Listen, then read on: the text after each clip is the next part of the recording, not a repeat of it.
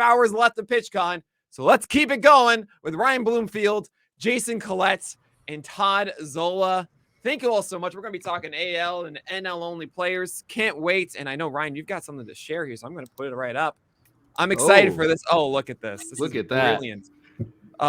Jason Collette looks better than ever, honestly. I tried really hard to find, so I didn't really try that hard. These are just our Twitter pictures, and Colette's Twitter is his. I guess I'm assuming these are your two dogs. They are my two dogs. They're just two random dogs he found on the internet. If I had more time, I would dig up that scooter picture of you, Jason. But I was it's not too hard to find. Just Google my name. That was nice. Right up. I'm too nice to do that. As Van Burnett says, what a wonderful Bloom board. Thank you guys so much for being here. Can I just real quick, Nick's gone, but let's just be known that Sporer took a minute of our time, so we're going a minute into his. Okay, fair enough, Todd. You deserve that. It's you told him to go away, and he kept talking. We are, and I think he's coming back. We're in the Sporer sandwich, so Sporer. Yeah, so we're taking a minute of his time. We got an extra minute, man. This hosting gig is already kind of tough. So, yeah, we'll take an extra time, an extra minute here. My name is Ryan Bloomfield. I'm with my buddies Jason Collette, Todd Zola.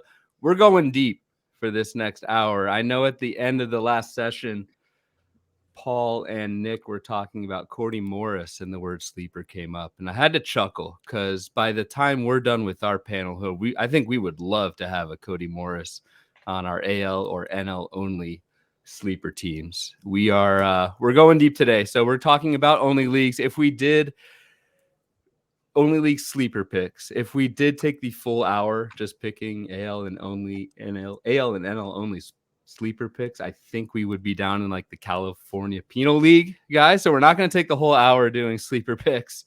We're going to talk a little bit first off about just only leagues in general. Jason and Todd, you guys have both been in only leagues for quite some time. Jason, I know you're an AL tout with me. How long have you been playing in only leagues, and has it just been AL? No, my first ever fantasy league was in 1993, and it was an NL only league. Like I remember Jeff King, I think, was the first player I acquired to that. So it's like I've been playing single league formats that long, and if you made me give everything else up, the mixed leagues would be the ones to go. I really do enjoy the single league formats, just because of the depth and the different strategy of it all. You know, when you lose a guy, it really hurts. Yeah, single leagues for life here. Todd, how about you? You're in NL tout AL labor, is that right? Yeah, I'll see Jason's 1993 and lower him 1988. I think that was the first year AL only, and I've been playing. I mean, I didn't play mixed until I don't know 2002, 3, 4. And it may have even been the Mixed Nuts League that I put together just because I was in that league. Yeah.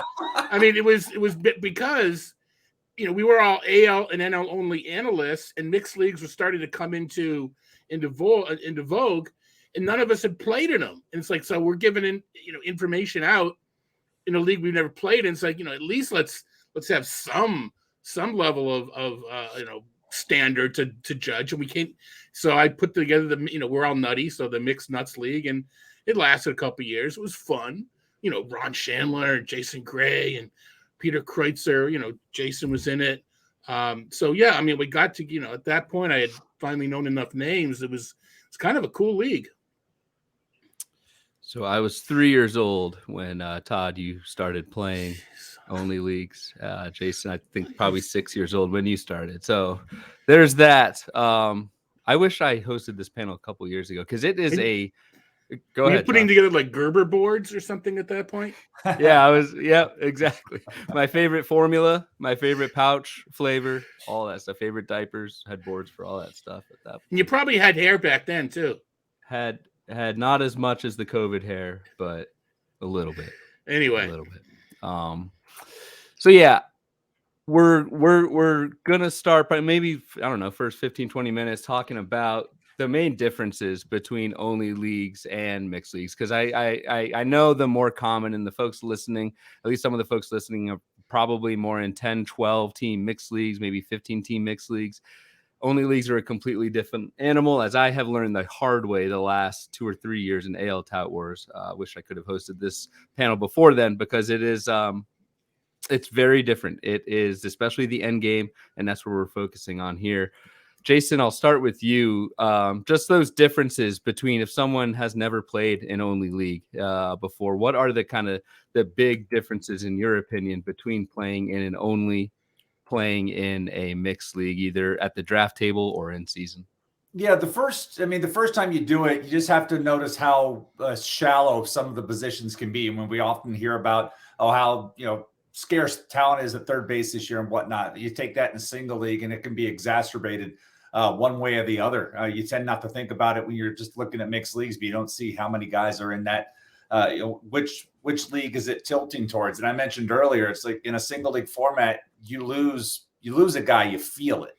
Because you just can't go down there in the waiver wire and find a replacement. Sometimes, we all know we're sitting in tout. You lose a guy, you're looking at that position, and you're just praying that there's a guy that had 3 plate appearances down there in the free agent pile that you can grab, and maybe he's going to play. And so, it really gets into how much risk you can take on at any one time. You can take like last year, I had Byron Buxton and Joey Gallo. Both those guys ended up bombing on me. And that was about $46 of acquisition cost.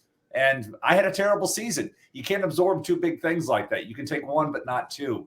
So if you're somebody who likes to take risk in a single league format, you really have to hit what you're going after or spread it out a little bit more than that to that point. But that's just one of the challenges I like about it, because it brings it closer to the real game. Like when your franchise loses your star player, you're hurting for a while. And that's really what I like about the challenges of that single league format.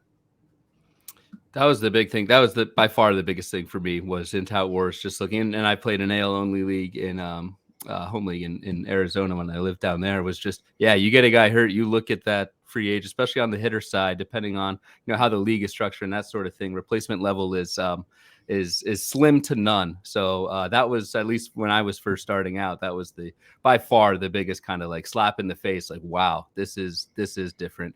Todd, anything to add to Jason? Anything you didn't cover you want to touch on in terms of differences between these onlys and your typical mixed leagues? Well, I think perhaps the biggest difference, and we kind of talked about this when we were setting up in the background, mixed leagues can be drafts, they can be auctions. Almost all AL and NL only are auction formats. And one of the decisions you have to make in an AL and you have to make this in mixed leagues, but I think the shallower the mixed league, the more you lean to the stars and scrubs just because of the replacement level. You really need to decide your approach in an AL or an NL only league, as far as, do you want to go the stars and scrubs and fill in with these, the cesspool of catchers and players that we're talking about at some of the other positions, or do you want to try to spread it around and get, boring but $5 to $6 to $7 players, is your end game, and maybe help mitigate some of the the injury risk, etc. You need to make that decision. Now, if you leave money on the table in a mixed league, I don't want to say so what, but you can't leave the money on the table in an AL only league. You just can't. So I think the fact that you have to really think about your approach coming in, and knowing the end of the player pool. In a mixed league, we talk about the NFPC. I can cross this guy off, I can cross that guy off because of this and that, and go in with a reduced list. I don't know that you can do that in an AL and NL only league. If they have a wart, well, everybody has a wart. So you have to know more players. You're going to have to make that decision on more players. There's a couple other differences that I'm sure will come up as we go. One thing I didn't have this on the outline, but I was just thinking about it. Are there differences, and obviously now without the DH in play anymore, any differences between AL and NL that you guys have seen over the years playing in those 2 formats, like the differences between an AL and an NL? Or are they generally, now with the DH gone, I guess 2 of the last 3 years, similar in style? I think that there could be differences, but it's not a past tense. You don't know how the next year is going to be, so I don't know that there's anything actionable. Right. as far as that goes. I mean, one year the NL closer pool is more supple than the AL, so I'm more willing to go for or not willing, that sort of thing. There's actually been more steals in the American League the past couple of years, so we can't even go down that road. The one other difference, and it has to do with, I think this is interesting to talk about because it's a shifting paradigm. In a mixed league, I mean, I'm not spending because I'm saving for the deadline. I don't know if you guys agree, you play in tout, et cetera, labor. I think waiting for the deadline to use your fab is like so 2015. Yes, I agree. Yeah, there's it changes every year with the new rules, but there's the wave of prospects that come up for Super 2, and there's the wave. There's like 2 or 3 different times where a bunch of prospects come up, and that's when you want to, other than spending early just to fill in holes, you do not want to be waiting until the deadline. I mean, that used to be how I won a league waiting, and I've won a league not waiting. We can all say that, but I don't think we're if we have the hammer at the deadline, it was by accident. Yeah, so it's funny. You tried it out. You. It's not like people want to sit back and just wait and like, oh, I've got the hammer, and then something comes across, and then you're fighting. Maybe there's one other guy to do it, but think about all the good. Like the perfect is the enemy of the good. You're waiting for the biggest hit at the end of July, and you've passed on things. Maybe you weren't aggressive enough in early May or June or what have you, and so you're having to overpay. And all that stuff you left on the table throughout. So I just encourage activity all throughout the season. And then whatever happens at the end, whatever happens at the trade deadline, if you happen to have money, then great, you've got money to spend. But going into the season, looking at it and saying, I'm going to wait for the trade deadline to make my big play, it's likely going to be too late at that point. It's funny you guys mentioned the hammer and the deadline, because a quick kind of story here that involves me and Jason. I had the hammer in AL Tout. I don't know, Jason, if you remember this. You had the second most fab money available. This was 2021 season, and the 2 big crossover guys from NL to AL were Starling Marte and Anthony Rizzo. Mm-hmm. And I said, I'm good in speed. I need like 20 more steals to catch the next group of guys in the standings. I'm going to go Rizzo. And that was the year when Marte went to Oakland and I think stole 25 bases. Well, the second half, and you got him. I was dead last in steals, and I was aggressive with him, and I jumped up into, I think, the top 4 of the category just on his. He was running every time he was on base, and it definitely helped elevate my team in the standings, making that difference. Because it's exactly what my team needed. I kept trying. I forgot who I draft. Oh, that was the year I had Mondesi on my team. So that was the hole that I had to fill. And Marte came in. So between Mondesi and Marte, I got the steals that I wanted, but I had to pay quite a bit for that. Yeah, I'm still not obviously not bitter about that one or anything. But pivoting a little bit more to because we could talk about only league versus mixed league forever. Pivoting a little bit more to what we'll have for the meat of this panel and our sleeper draft is, and Todd, you were kind of mentioning it with like spreading the risk and that sort of thing, is the end game. I think in mixed leagues a lot of times at least I prefer that more kind of binary decision in the end game, where I'm either going to keep this guy if something pans out, speculative close or whatever, cut him if it doesn't. I think it's a little bit different in only leagues in the end game, where you really need to kind of factor in playing time, just because there is not replacement level in these only leagues. How do your strategies change in the end game in terms of the types of players that you're targeting in the only versus a mixed? I'll defer to Todd first. Okay, thank you, sir. I guess age before beauty. Some of these transcend to earlier than just the end game. So it could be only league strategies in general, but a lot of them are germane to the end game.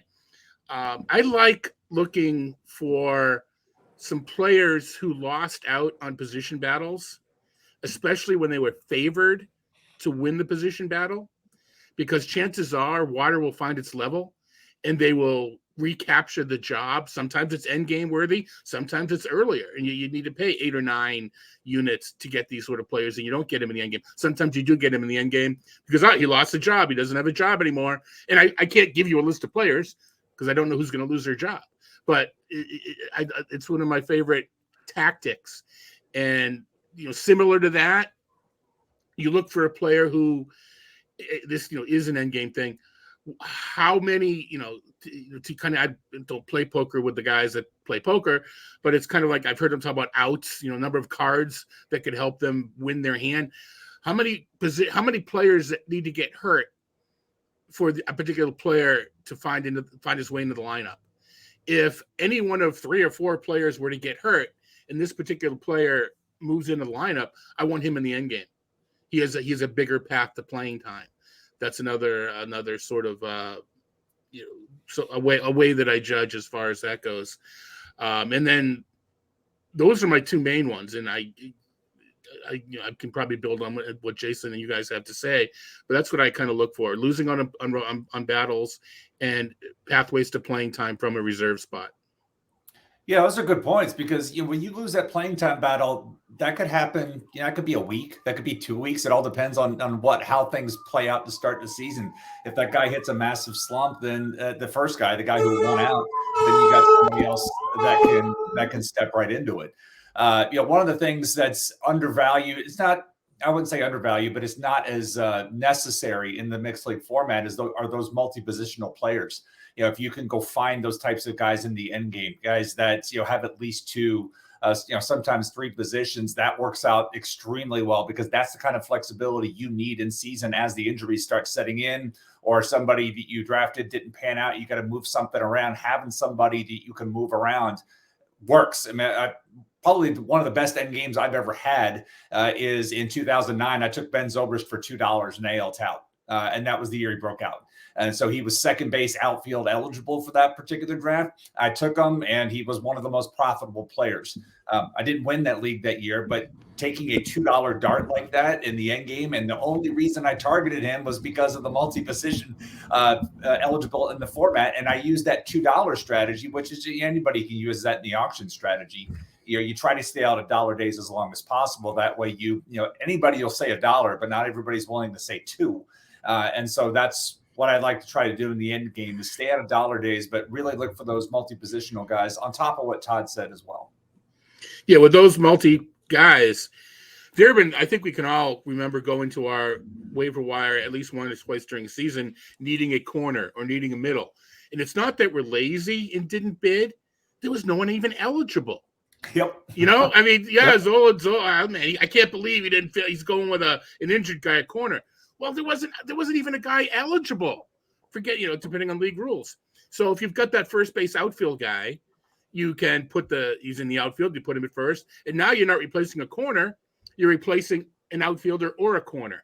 So maybe that's, too commonsensical to mention, but I think that's where there's multiple eligibility comes in. And I've done some math, and the player itself doesn't earn you more, but you're buying a roster spot. You're not buying a player. So the original 23 players you're buying the roster spot, and that's the first guy in the spot. If you can gain $2, $3, $4 more of profit or just of stats in season, well, you're going to give it to that first person.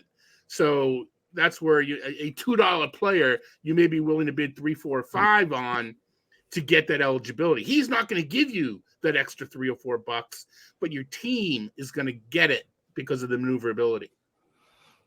Yeah, I think one thing just to add to, and I think this kind of goes into what you were saying, Todd, about guys players who kind of just missed out on a starting gig or whatever, is there's this, I don't want to say narrative or rule or whatever in mixed leagues, never take a 0. You can't take a 0.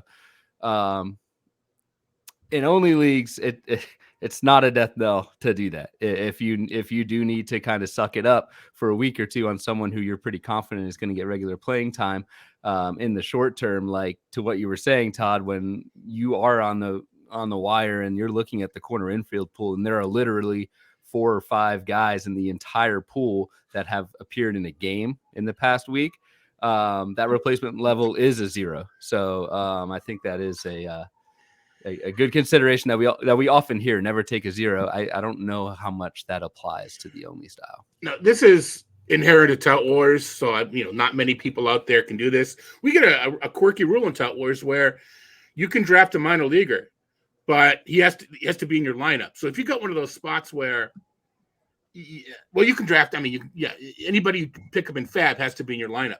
So if you got one of those 0 weeks, I always look to see if there's a minor leaguer that I think may be coming up, because I'm going to get a 0 anyway. Let's get it from a minor leaguer that may be playing and, jump the gun, maybe playing in 2 or 3 weeks. And you just never know. So this sort of speaks into the bigger picture of know thy rules, because AL and NL only tend to have more different rules than mixed leagues. They're more standard. So labor is different than Tout Wars. This isn't a labor versus, labor rules are different. If we were talking strategies, my strategy in labor is different than Tout Wars, just because labor is more old school in that there's no reserve list, so to speak, as far as free activation up and down. You can, if you want to replace a cruddy player, you have to knock him off your roster. If you're in the NL, you can't put Herman Marquez on reserve in NL labor. You have to eat his stats for the World Games. Now, 1 year it flip-flop, but that's neither here nor there. The point being, know the rules going in, and so know if you can move guys up and down, because there may be different rules in an AL and only league versus a mixed league. One of those that not caught me off guard, but in AL Tout, maybe this is in the mixed tout as well. But if you do pick someone up off, if you fab someone that week, they need to be in your starting lineup for that week as well. You can't just add them in Tout Wars and then put them on your bench as a stash. So, and as Spores talking about in the chat, let's clear it up. After 1 week, you can put them in your reserve. Yeah, but we need to you have to. Here come the sirens. I'm gonna go mute. Yeah, hope things are okay behind you, man. That's second or third siren already. It happens. All right, let's pivot a little bit since we're about halfway through. So let's set the stage here for the actual topic of our conversation, which is AL only sleeper picks. That's the title of the thing. And I thought I'd mix it up a little bit and do it draft style. So what we're going to do for this exercise, and the definition of a sleeper could be its own panel. But what we're doing is basically ignoring the top 400 ADP for the NFBC. So we're looking at post 400 guys that qualify as sleepers in AL only. We're going to go snake draft style, left to right. So Jason's going to get the first pick in the AL only sleeper draft. We are tracking this thing. I know, I don't know if Todd, if you'll put this on the Tout Wars site by the end of the year, but I'm tracking this thing and we'll see who takes this down by the end of the year. But we're gonna have 2 infielders, 2 outfielders, 2 pitchers. Pretty simple. We'll snake through. We'll do the AL first, and then I've got a little tab for the NL. So with that, Jason, you got the first pick, man. So are we doing the positions in order? It doesn't matter what position. Doesn't matter what position. Okay. Well, so you can take a pitcher first. I'll just put him down there. All right. I'll just stick with this order, and I'll go with the guy that's currently 410th, and that's Brandon Belt in Toronto, especially with the new dimensions at Rogers Center, with the fences coming in 20 feet. The walls are only going to be 14 feet. When they first announced these things, I thought that the dimensions were going to be closer to Camden Yards. But they're short, and that wall is not going to save much. And so he's going to look at that and say, oh, my God, the right center field is like 60 feet closer than it used to be for me. So give me Brandon Belt.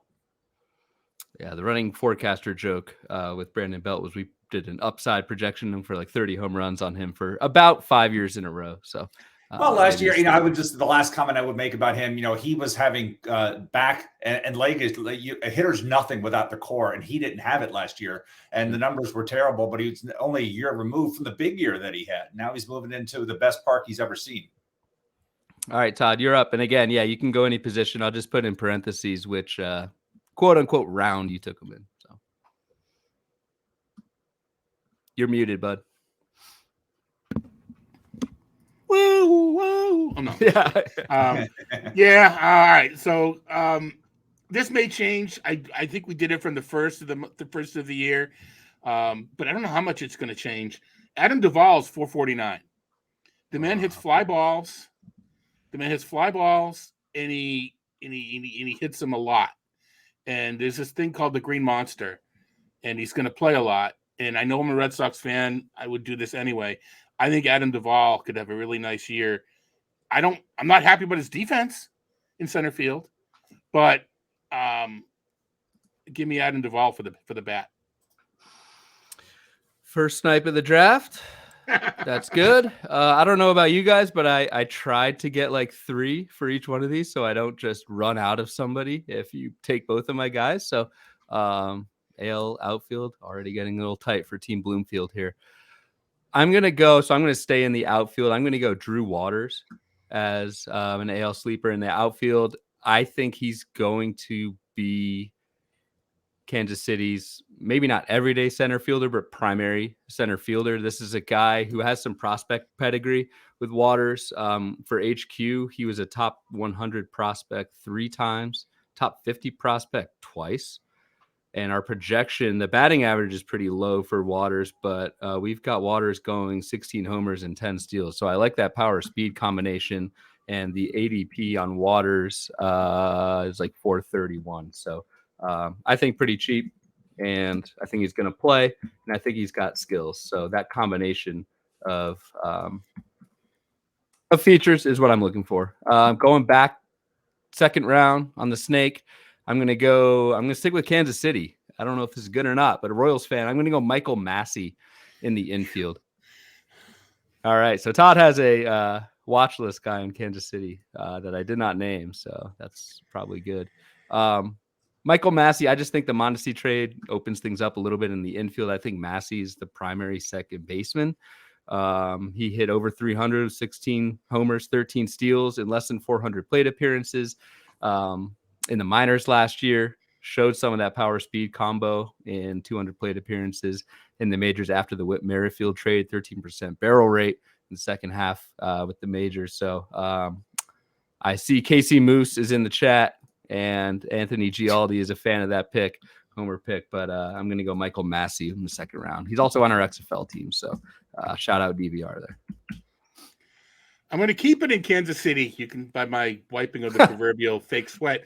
I'm going to take a guy who combines eligibility that Jason talked about and, places, pathways. And that's Nicky Lopez, who is at 502. And with some of the moves, he's out of a job, or is he? So I think that Lopez is going to play. He's going to steal. And I'll take him second, third, and shortstop eligibility. Yeah, that's huge to what Jason was talking about before. I think it was Jason. But yeah, being able to move guys around like that is massive. Is Nicky Lopez and Michael Massey, are they in a battle together for playing time? Well, possibly, but I mean, the other thing, we're talking sleepers. Yep. $1, $2, $3, $4, $5 player. You don't, if he was going to play every day, he'd be gone, right? So that's what we're looking for. He's on a mixed league guy. We're talking only. We have other Royals being named in the chat, but I won't throw it up on the screen just as your normal draft courtesy of not bringing up players not picked yet. But we'll see if some of these recommendations. Well, the fact that there's so many being named tells you the team isn't very good because they haven't already been taken. Yeah, I think. Well, we'll see. I think a lot of my picks are on guys on bad teams. I'm just being silly. Jason, you're up for 2, man. All right, speaking of teams that aren't good, let's go to Detroit for my 2 picks. And I know Paul's listening, so that was for Paul. So I'm going to go with Jonathan Scope. He has an ADP of 429, and I'm going with Scope because he's projected to hit cleanup. And this is what, like, if you're looking for late picks in a single league format, this is what I'm talking about. It's just like this type of thing where if he can hit cleanup and recover some of what he did in 2021, just seeing Paul's comment. So the ability for him to clean up. So let's go there. And then staying in Detroit, I'm going to go with the pitcher, and we're going to have a Boyd Boys reunion. And I'm going to go back with Matthew Boyd now that he's fully recovered from the arm issues that he had. I want to see what he can do back in Detroit and see if he can rediscover some of that magic that we all fell in love with in 2019. I heard an MLB radio interview with Boyd, and I literally joined a draft so I could draft him first overall. Perfect. It was just, I can't draft after I hear an interview because I'm too biased. He said the right things. He was just so cool on the radio. I didn't draft him first overall. But it does. In these draft championships that we're doing, I'm moving him up a bit. Indeed. He's clearly spent his time on the bus in the back with Crash Davis, getting to know his quotes, write them down. I know they're boring, but they work. Anyway, into the crowd there with the Boyd boys. I know Nick Pollock's very happy with that pick. Okay, so Jason did 2, so I get 1. We're in round 3 here, Todd. So you're up for 1. I know there was someone in the chat that mentioned this guy. It wasn't because of the chat. I want to go Kyle Stowers or Stowers. I don't want to mispronounce the name. I like the translations. He got a chance. I think he'll get a chance again this year or this season. And there's DH availability, if not outfield. And I like what I'm seeing. So he's actually, I have him ranked higher than Endgame. So, which is why I wanted to get him now. Yeah, at HQ, we've got Stowers with a pretty good chunk of playing time across outfield and DH, like 55, 60%. So, but he's 480, which it's not like he's 402 and I'm sneaking him in. He's 480. So, I don't feel like it's a, taking advantage of the situation pick. All right, 2 for me. 2 reasons for this pick. First reason, I'm going to build on Jason's theme of cleanup hitters on really bad teams. And I don't have another infielder listed. So if one of you guys take him, I guess Jason's full, but I won't have a pick. So I'm going to go Jesus Aguilar, who I think is probably batting cleanup in Oakland. Either him or you, one of the two. We don't want me. We want Jesus in there. I think the power skills are there despite the park. It's really, and again, this goes back to what I was saying earlier about that kind of the player characteristics that you're looking for in the end game of an only league compared to a mixed league.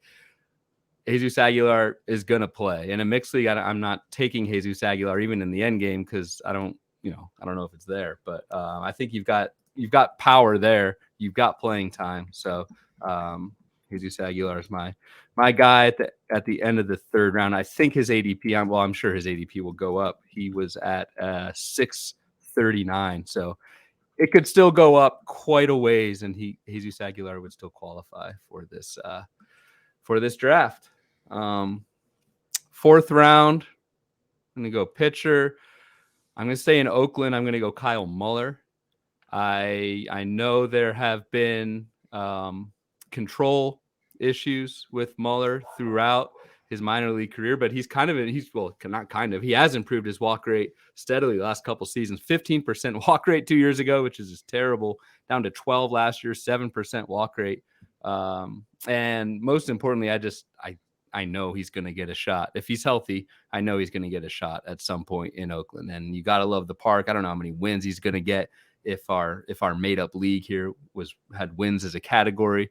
But Kyle Muller for me is that combination of someone who has the skills and I think is going to get some run in that rotation at some point. So 2 A's for me. Todd, you're up. All right. I don't think you're going to take the infielder that I want that's left. And I don't have a lot of. No, I have one infielder spot, don't I? You're the only one. Good. We can't take one from you. Then I'm not going to take Jorge Alfaro for a little while. Did I just say that? All right. I love the game theory going into our little made up thing or position scarcity.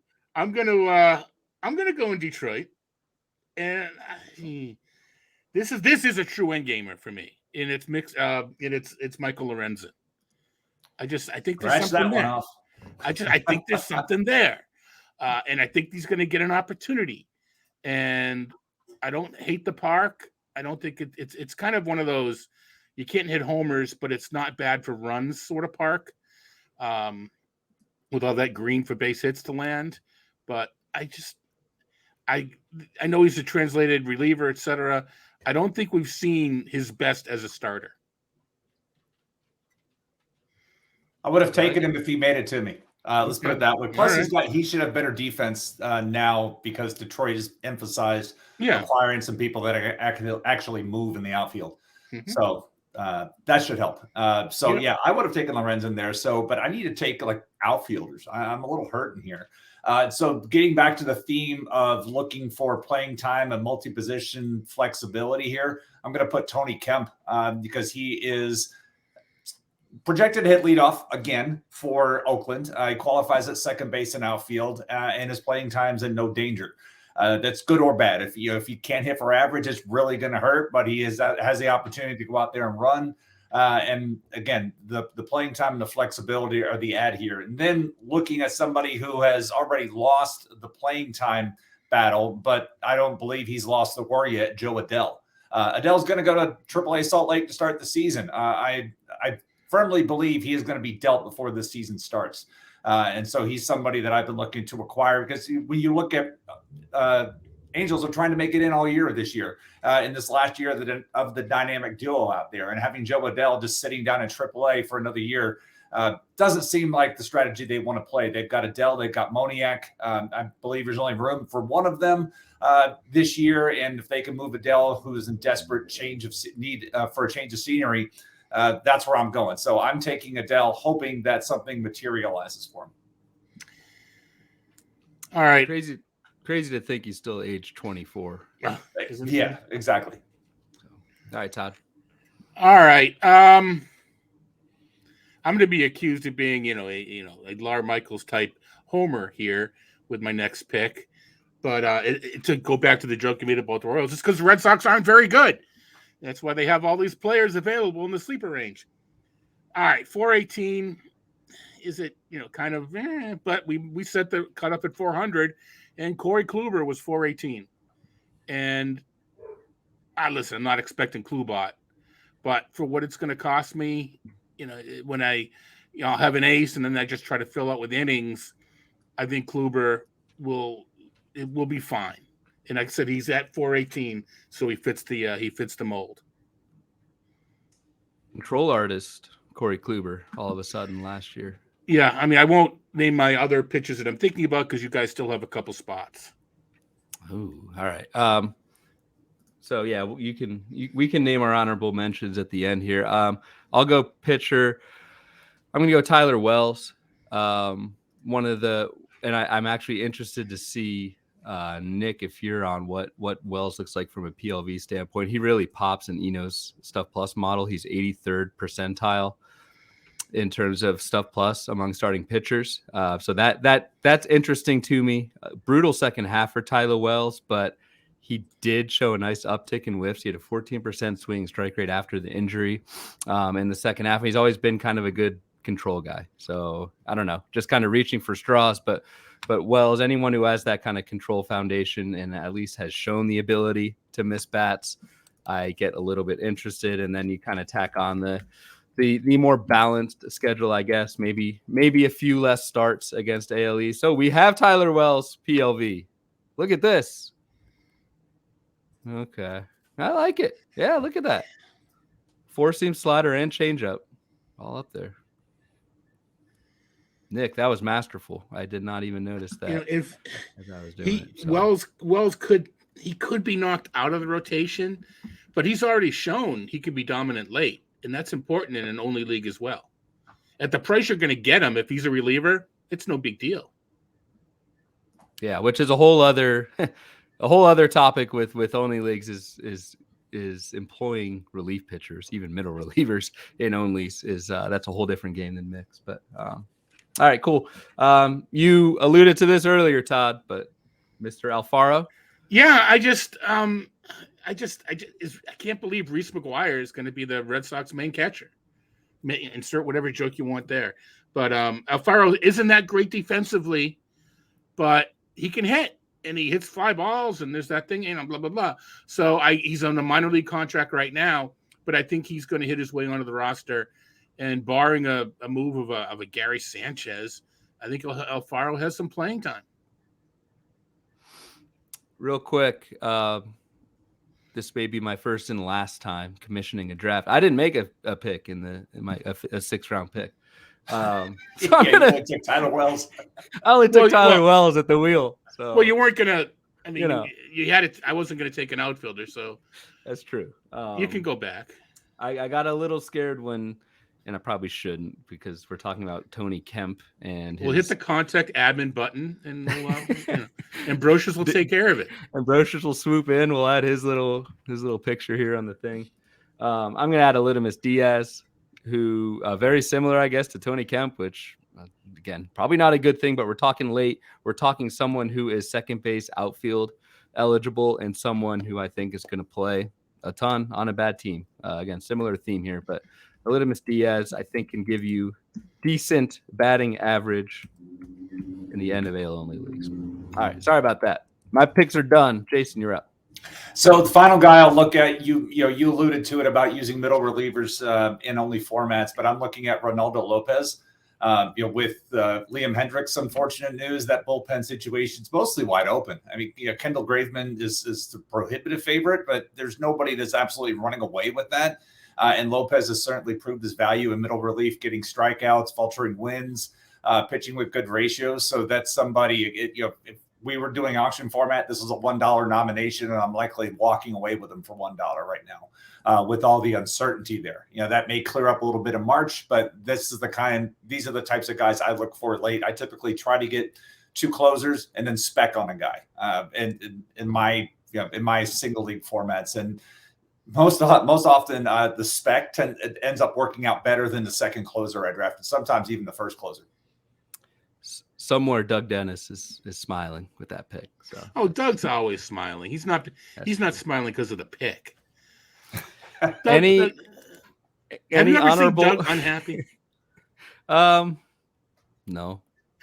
Anyway, and he's been going to first pitch. Maybe when he's next to Paul on the Fact and Fluke panel. Oh yeah, that's it. Anyway. Any honorable mentions? Just guys, we don't need to go into detail. Anyone who you had on kind of your list, names you just want to throw out there before we switch over to NL? Yeah, all picks stay home. Jonathan Aranda was somebody that I had listed as well because he only has single eligibility to start the season, but he should be somebody that bounces around the roster as well. And so that's somebody who's going to pick up that in-season eligibility. And a poor man's Luis Arias is how he profiles. I'm not saying he will be him, but he's just a poor man's version of him. Todd? Adam Frazier for that dual eligibility. Matt Verling, I think he's going to outperform what people expect.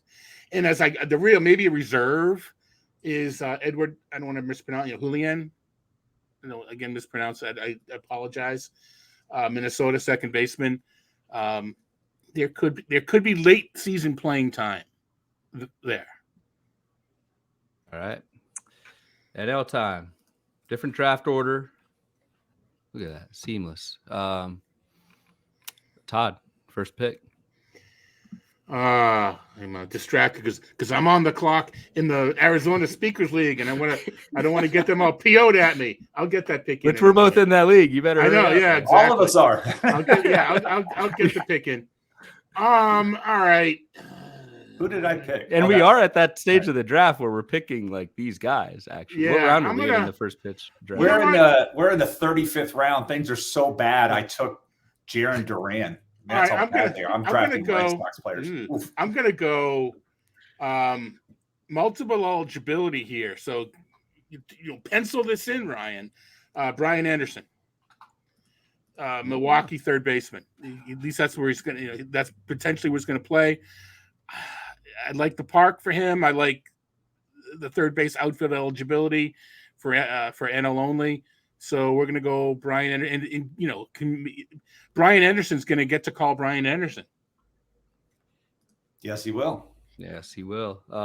I'm flattered, Todd, by the assumption that I can move these guys around quickly and easily while I'm hosting. So we'll put him at infield for now.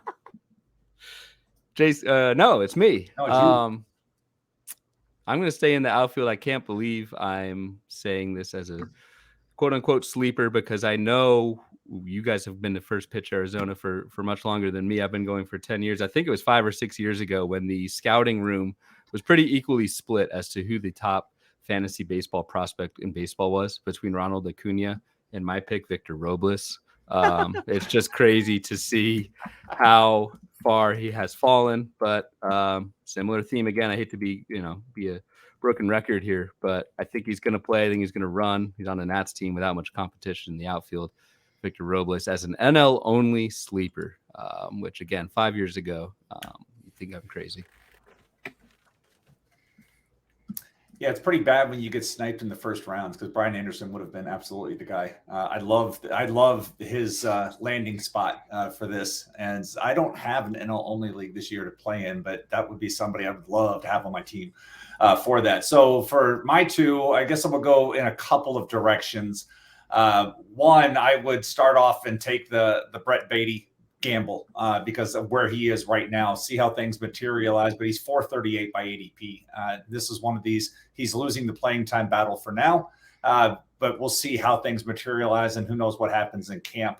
And then the other one, because I'm interested to see how it plays out, is I want to go with Sal Frelick with Milwaukee and the speed potential. And his ADP currently is 472, but in the outfield to see how things play out in Milwaukee, but like the skill. So here's me going after rookies, and these may be the only two rookies I put in this, but this is the kind of play I'd be making in NL right now. All right. I actually just an observation for me. I don't know if you guys agree or not. National League outfield for me was brutal. That was the hardest position for me to find guys. So a little bit of Frelick early. Yeah, that's why I took Robles early. God, that sounds bad. All right, I'm gonna go on the pitcher side. I'm gonna go Bailey Falter. I did take him in our first pitch Arizona draft. Just really like the second half surge we saw from Bailey Falter. Should have I think he's gonna be the fifth guy in Philly's rotation. I think Philly's going to give him plenty of run support. I don't know about that bullpen behind him from a team context standpoint, but Bailey Falter with the improved skills, the improved swing and miss, especially the way he ended in the second half. And pitchers, I'm kind of going into splits and first half, second half thing. I do think just in general, pitchers can change a lot quicker than hitters are. And I am a little bit more apt to look at those second half numbers with pitchers. So Bailey Falter is my first pitcher off the board here. All right. Odd for two. Yeah, I just made my two in the Arizona Fall League, so we're good. You didn't take my guy. Can we share that board next? Let's do that. Well, sure. With DVRs are making auto pick, so I knew I was going to come up right away. Actually, one of them I may be taking here a little later, so I'm gonna zip it up for now. Now I forget who I just wondered who I was going to. Oh yeah, no, I'm going to save him. I thought there was a pitcher. Was it him? Oh, I remember. 427, at least according to my numbers. And this kind of fits into what we're talking about with Ryan with Tyler Wells. I don't care if Nick Martinez starts or works in the bullpen. He's going to help my team, and I'd like him to start. But he's the kind of guy that if he ends up not starting, I'm not unhappy. Nick Martinez has to be on a short list of guys. He had 4 wins and 8 saves last year, and a few 3-inning saves, and then only that is sneaky good. That helps. That definitely helps. All right, so I've got a infielder / outfielder. All right, so I can go either way. So kind of best player available at this point. You know what? I'm nervous that I'm going to lose this guy, and I don't want to, because you mentioned the thinness of the outfield. Nolan Jones of Colorado, and it's what if, and that's what if he learns to hit the ball. Colorado. So I will take that chance that Nolan Jones hits the ball more than he doesn't and takes advantage of the thin air. All right. I'm gonna go a little bit to the mold of Jason with his Ronaldo Lopez pick. I like Lopez better than who I'm taking here in Hunter Harvey, but I think Hunter Harvey has a legitimate chance to be Washington's closer for most of the season, if not all. Most of the first week. Yeah, Hunter Harvey's going, and there are reasons he's going extremely late. He's going at 5:23. But looked really, really good over 39 innings last season. He looked like the Hunter Harvey that we were all kind of drooling over back when he was in Baltimore and a save speculation guy. So I think that's the type of guy. And even if he doesn't fall into the role right away, again, in an only, I think he's not a negative as a reliever. So Harvey's my guy. All right, my two. Let's see. I guess I got to be the guy that takes the Carlos Santana chance on the infield. You know, if the shifting stuff is if this is all gonna work, and he's gonna all of a sudden be a 250 hitter hitting in the middle of that lineup, this has got to be it. So I guess I'll finally take the chance there. And then, you know, I will go down to middle reliever because Harvey would have been somebody. So that's the second time. So I'm going to go with the other version of that and go with Julian Merriweather in Chicago. That bullpen situation, you know, you look at friction, try to look through it, and it's rather wide open. And Merriweather, you know, he has never been able to stay healthy, but there's been glimpses of awesomeness. And so that's a dart I would be looking to take late in an NL-only draft. The fab dart. All I can think of when I think of Merriweather is hundreds of dollars of fab down the drain in 2021. But makes sense for this season. I'm going to go. So I cheated a little bit for this exercise since I know a guy who might write for the Baseball Forecaster and pulled all of our upside projections. Actually wrote a column on it for HQ this week and just pulled all of our upside projection guys. And that was a good enough list for me. Emmanuel Rivera, we put an upside projection out in Arizona of if he can get to 400 plate appearances, a 260 batting average, 20 home runs, which will absolutely play at a position in only leagues. Now there is some competition, even more competition than we thought at press time with the forecaster with Rivera at third base in Arizona with Longoria and Rojas. But to what Todd was saying earlier, I think talent will ultimately win out there, and Rivera will post some sneaky numbers from an ADP that is 696. So big and deep, but he's my guy. He's down there. All right, I'm being nice, letting you finish because I don't mean to make you write this long word in there. But my next pitcher is going to be Anthony Desclafani. Just write disco. Yeah, I just. Yeah, no, this is a professional operation here. I'm hoping he's healthy. I mean, I think we all have seen some good disco, and I just need him to stay healthy. I like the context. I like San Francisco. They seem to, you know, he's one of the reclamation projects already.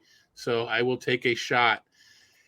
Man, it's tough because in NL only, depending on how much I actually had to pay for him, because he has a name where he may get chased a little bit, and you don't want to drop $7 or $8 on someone that could be out. So it's a risk, but in this, you know, he fits the mold. So I will choose him for this draft. All right, one more for you. Oh, that's right. All right. So was there one guy that I wanted more than the other? Let's see. You guys, you have 3 outfield spots. All right. I'll do it because you probably looked up to see who I took in the Arizona Fall League. This is the year for Nick Senzel. Yeah, he was on my list, man. I didn't want to take him because I saw. Oh, I didn't know if your side was snipage or your side was you don't agree. So yeah, we'll go with Senzel. Okay, this is the year. For me, I know we got just a few minutes left, so we'll go a little bit quicker these last few picks. I will go. Speaking of this is the year, I'll go Garrett Cooper in Miami. Health has held him back. I think the skills are there and have been there for quite some time. So I'm just hoping that he stays healthy enough to get enough plate appearances to make this pan out for me. Garrett Cooper is my last infield pick on the NL side. All right, my final two. For the pitcher spot, I will take Sir Graham Ashcraft from Cincinnati. That name always cracks me up. Just picture him wearing an ascot when he's off the field. So that's where I'm going there. I looked at some other, was considering Luis Ortiz, but I'm pretending that I've already taken enough youth risk here. So let me get somebody who at least has a little bit of major league experience under his belt. And with the final outfield pick, because I'm hoping he's on here watching or listening for Yancey, I'm taking C-Dick Corey Dickerson. Oh. Corey Dickerson is could be hitting cleanup for the Nationals at some point, but they gave him that major league deal. He's on the strong side of the platoon in worst case situation. But he's somebody who has shown the ability to hit righties and lefties at different times when given consistent chance. And he's going to have all the chances in the world in Washington this year. So that's my final pick. And that's a sneaky good park, and he learned to play defense too, as you know. So I love that. Have you guys ever seen Adam Frazier and Kevin Newman in the same room? I'm going. The one in the National League is. Are you skipping Ryan again, though? I thought he was. Oh wait, he's got that. No, wait. He's got an outfield spot left. Yeah. Well, all right, you go. Go for no, it. Finish your thought, Todd. Finish your thought. Well, I mean, multiple eligibility. He's going to play on the Reds, and I don't. You don't like these guys in mix that people playing this. He doesn't hit a homer. He doesn't do this. The main trait in mix in AL and NL only leagues are do you have a pulse? And yes. I mean, you want the playing time. You let you get some studs that fill the stat sheet, and then you just fill in with playing time. So Newman is a fill in with playing time type of guy. All right, and it's funny, as you were talking, I was like, do I put Kevin Newman or Adam Frazier? Which one?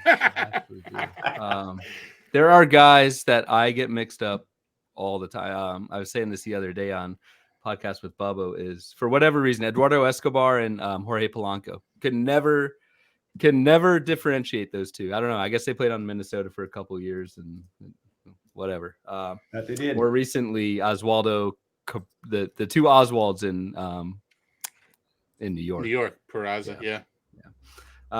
Last but not least, I'm going to go a cheap power bat who I think is going to play on a bad team and maybe compete with your boy, Jason, with Carlos Santana. That's Jack Sawinski.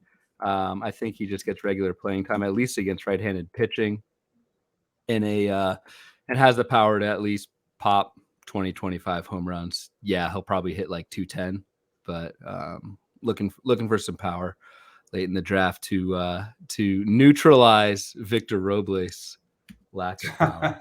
A little bit of a category play there. Great stuff, guys. Any honorable mentions, guys, you had listed on the NL side that you were not able to draft that you want to shout out? Because remember, we do have that extra minute for cut into Sporer. So Nick Solak was someone I actually thought about taking him and moving my players around. Nick Solak is someone who he's going to get the chance. You never know. 634 ADP. I had Dom Smith listed as somebody, again, change of scenery, kind of like the Joe Adele speech I gave earlier. Dom Smith getting out of New York and the expectations. Nationals could give him every opportunity if he shows he can hit like he did as a minor leaguer. The problem is he never lived up to those expectations with the Mets. So let's see what can happen in a change of scenery. All right. Great stuff. Last but not least, I'm just going to shout out again the reason why we're here, and that is to donate to the ALS Association. Nick will give us the updated counts here in just a sec, but yeah, please, if you're able to donate. I know we've got some really cool prizes among the panel. Todd was generous enough to donate a prize for I believe 1-year membership to Masters Ball. I know at HQ, Ray and Brent were generous enough to give not only a year's subscription to HQ, but a free ticket to First Pitch Arizona if we can raise $9,500 here these last few hours. So would love to be able to give that away and meet whoever wins that at First Pitch. Am I eligible? No. Oh, here we go. Sirens. Yeah. Do not apply for that one, Todd, please. All right, that's all I got. Appreciate it, Jason. Appreciate it, Todd. And Nick, I'm assuming you're lurking. Yeah, I mean, I wanted to give you the minute, though. It's at 6 o'clock right now. It did go early. You have 45 seconds. Wow. What do you got, Todd? Like Ryan said, this is a professional operation, though. Sporer took it over. Ryan had it ending right on time. Professional operation. I don't hold grudges. I move all right, on. It is and stick to 6:01. my Okay, time. never mind. Get out of here. No, Ryan, Jason, Todd, thank you guys so much. That's a fantastic panel. I love the boys. I'm in.